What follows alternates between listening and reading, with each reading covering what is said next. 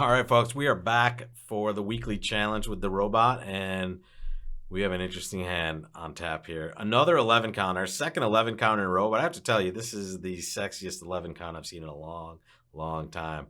We are 7-4 in the black suits, and all of our cards are working for us, so this doesn't get much better than this. I expect a pretty spirited auction. When you see hands like this, you should expect that to happen.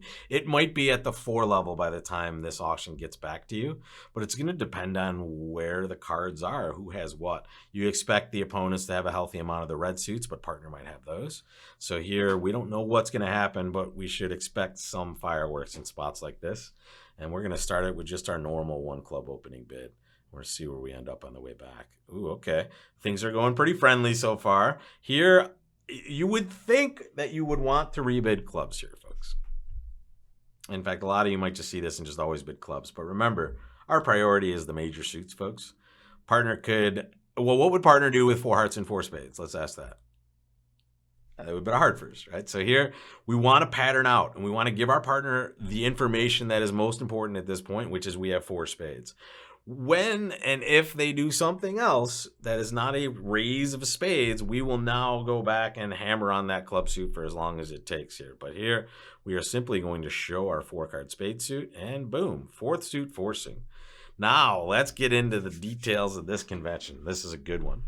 This is super important to recognize that this is completely artificial, right? So that 2 diamond bid is only a means to an end. It is a game forcing bid. It does not show or deny any fits. It says nothing about this hand other than they know we belong in game, which is interesting, by the way, because this is the best hand tournament. So we have an 11 count. Partner has at most 11, so they have a shapely hand. Not shocking, right? This shouldn't shock any of you considering what we're looking at over here. So our job is twofold. We have 2 steps or 2 priorities. Priority number 1 is all about this first major suit that they bid. If they've bid a major initially and now they game force with 4 suit forcing, our first step is to look at our hand and say, do we have 3 of their major? And if we do, we show it by bidding 2 hearts, right? We do not have that. All right. Step 2 then is actually all about the 4th suit. And this is about stoppers in that suit. So step 1, do you have 3 card support of that original major? I do not. Step 2 or door 2 is, do I have a stopper in the 4th suit? If I do, I will bid no trump. But if I don't, I'm going to make a bid that is neither of those things, right? Now, this doesn't necessarily, when I bid 3 clubs here, which is the only bid I'm ever going to consider with this hand, I'm not even necessarily showing anything more than what I've already shown. I'm not showing extra club length.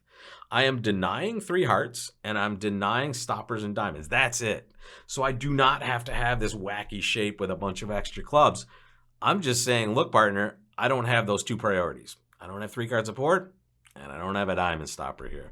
Sometimes I might have a diamond suit, right? If I were like 5 clubs, 4 spades, and 4 diamonds, something like that. Now I would bid diamonds naturally by bidding 3 diamonds. But here, I clearly don't have that. I'm just saying, hey, partner, I don't have those things that you're looking for. And not surprisingly, partner now bids 3 diamonds, and we have like a torturous decision at this point. We know this is bad for us. And I happen to know this is terrible for us because we only have 11 points and we know partner has 11, which not only means that we're not going to really have enough for a no trump game, it also means that the opponents are likely to have some tricks to take no matter where we end up. The issue is the only bet I want to make is 4 clubs, and that's usually going to end with partner doing something crazy because I know my partner's the robot. Partner could now bid 4 diamonds, and now we're stuck for another bid. Partner could bid 4 hearts, which is ridiculous, but it could happen, right? And maybe we pass that out. I don't know. I almost want to bid 3 no trump because I think it might be our best chance, especially if we get to develop our club tricks. Having a nice quality 7-card suit, especially if partner tables like King X in clubs, or even stiff king without a spade lead, we have a lot of possibilities here. So as ugly as this seems, and I don't really want to do this, but I'm terrified of what will ensue if I bid 4 clubs, right? I'm scared to death of my partner, basically. Which, I've played with some of these types of partners. So here, I'm just going to bid 3-0 and hope we can scrape together 9 tricks. And honestly, hope partner passes here. So let's see. Okay. So we didn't get the dream scenario in clubs that we expected, but look at the alternative. If we bid 4 clubs, what the heck would partner have done? They probably would have crucified us in some way or the other. Here, we got a nice club lead. We still have that ace of spades entry to our hand. And this isn't just a nice club lead. This is a spectacularly wonderful gift of a club lead because it's the 9.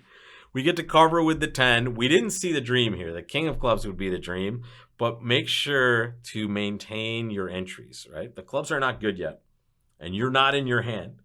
So you have to make sure to overtake this 10 of clubs with your queen or your jack, either one. It doesn't matter. So that you can continue to hammer away at clubs. And I'm going to pitch a diamond. And now I'm going to set up my clubs, right? I'm going to pitch a heart now. It's not really going to matter. I'm going to watch what they pitch a little bit. There's a spade pitch. And now let's just count our winners, right? Are we there yet? It doesn't look like it, right? We have 2 in the bank, right? We have 4 clubs to take. That's 6. We have 2 spades to take. That's 8. We're not quite there yet, so we need to kind of make sure we can at least scrabble together some winners. So here, it was nice they pitched a spade already to our left. I'm just going to win this king over here, and I'm going to try to create a trick, right? I'm just going to lead the... that's interesting. I could have won the ace of spades, run clubs, and let a heart towards dummy. That might have been a way to go about it. But here, I think I'm just going to win the king of diamonds or bang down the king of diamonds, set up a trick over here, and then we can just exit a club from our hand or even a heart later on and just get the best of all worlds. So here, what I'm really hoping is they just fire a diamond or something. Yeah, okay. I love the robot. Thank you so much. Right, and I'm just trying to make this thing. I think we did really well to get to 3-0, and we bought such a good lead that, especially if I were playing in a human tournament, this would be the 100% line here, right? I'm just trying to get out with 9 tricks because I feel like I won the auction, right? We guessed right as to where to go. And now we'll play a heart. Ooh, are we going to slide another one in here? I doubt it. They pitched onto a diamond there and a spade on our left. All right, we will take that. We will take plus 400. I'm happy. And honestly, what would you do differently with that north hand? Look at this. It's just a colossal misfit, right? We just have one of these types of hands where partner has those other suits, and that's why we didn't hear the opponent's bidding, right? We expect opponents to be bidding a lot of times in this situation, but as you can see, they don't really have anything to say when partner has 10 cards in those red suits, which isn't too much of a shock for us. Here, if we had a fit, and in fact, these are the types of auctions where if you both have fits, you end up at you both can make games sometimes, right? That's how crazy these are. Here, we're getting in the way of each other, and let that be a lesson to you. Misfits do not usually play well. They certainly don't usually play this well, right? And the other huge thing, initially, you have to really pay attention to trick 1, always, right?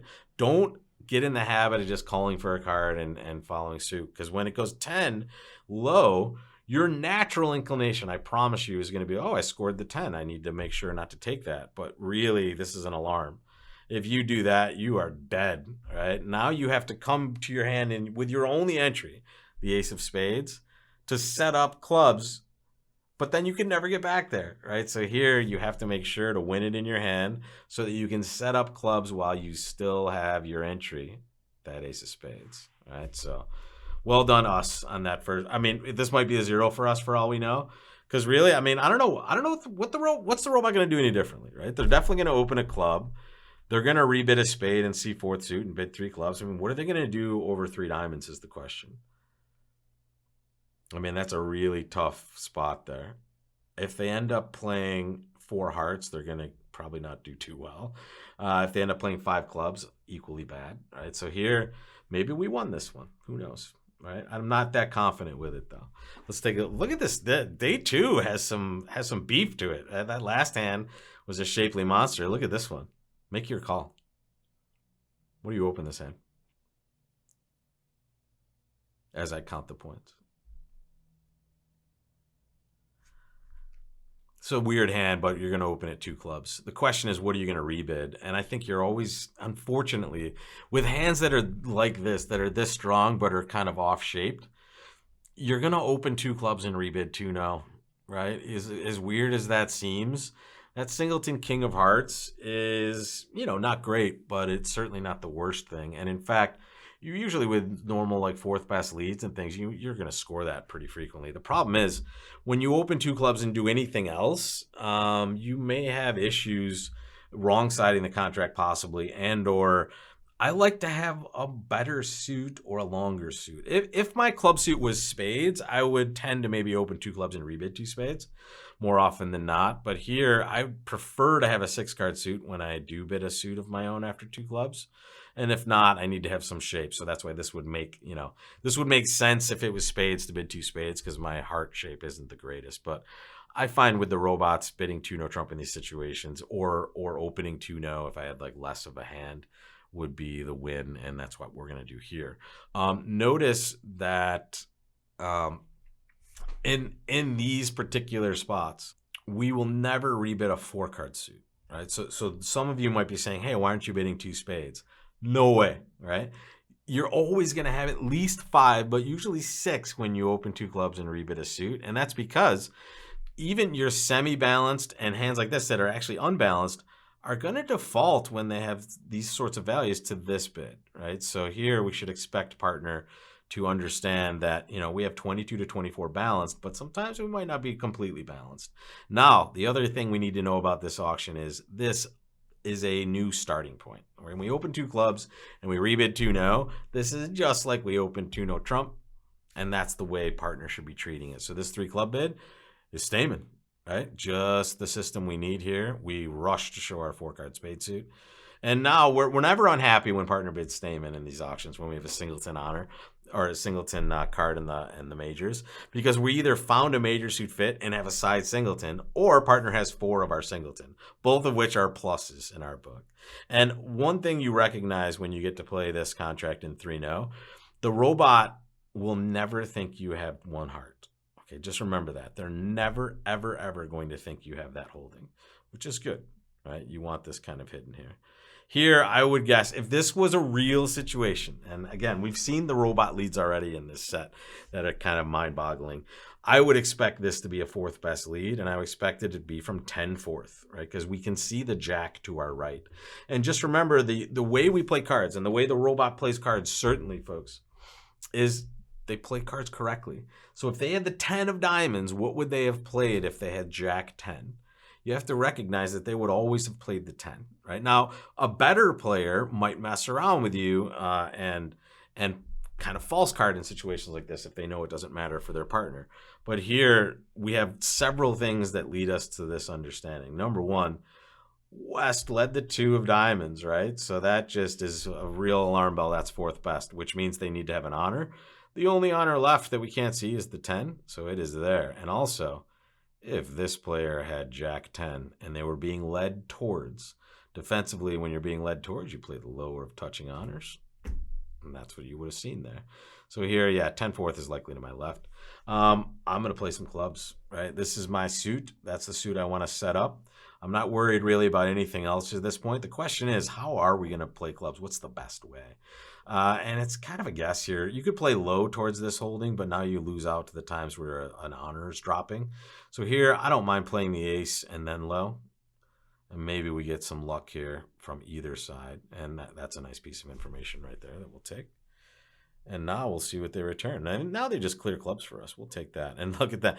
That might mean diamonds aren't breaking, by the way. When they clear clubs for us in this way, they're getting that entry off dummies. So maybe we were supposed to cash those 2 diamonds, but that seemed like a minus equity play, considering the 4th best lead and the fact we know the 10 is there. So here, what do we do now? Right? They've led that club.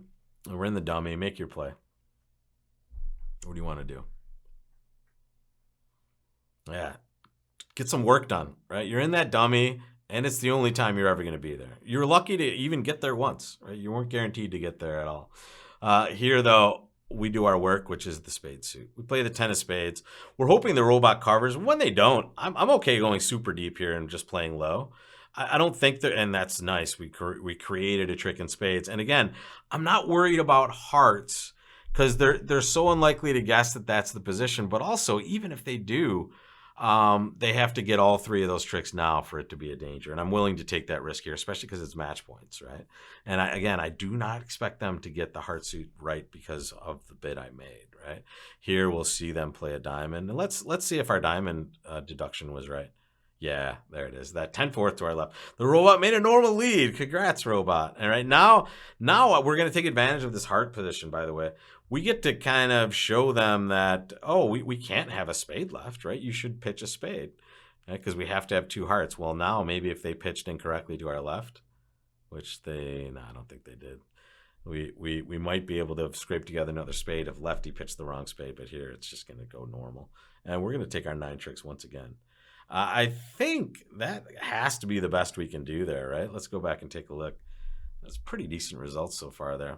So here, we got 2 spades, 3 diamonds is 5, and we took 4 clubs for 9. That's pretty darn good. And we were, I mean, look at partner's hand. They have a 2 count. They did us a solid for putting us in game. They must have seen that we weren't playing as bad as we were the last couple of weeks. So let us play some game, and we got plus 600. So I will take those 2 scores for this session. That is a good Tuesday. And I don't know. I mean, again, terrible at predicting lately, but it feels like we're ahead. Except board 2, I would guarantee it's a loss, but the other ones seem like they're okay. And let's see where we're going to start off tomorrow. It looks like another no Trump auction. Take a look, folks.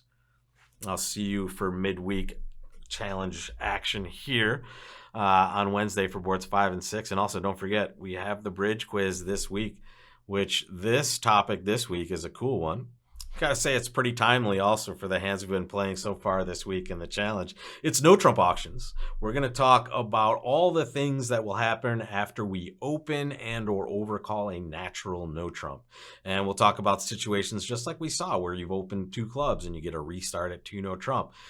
Stamen, transfers, Smolin, and also how do we get to key card auctions and slams when we've started with 1 no Trump and we find a major suit fit.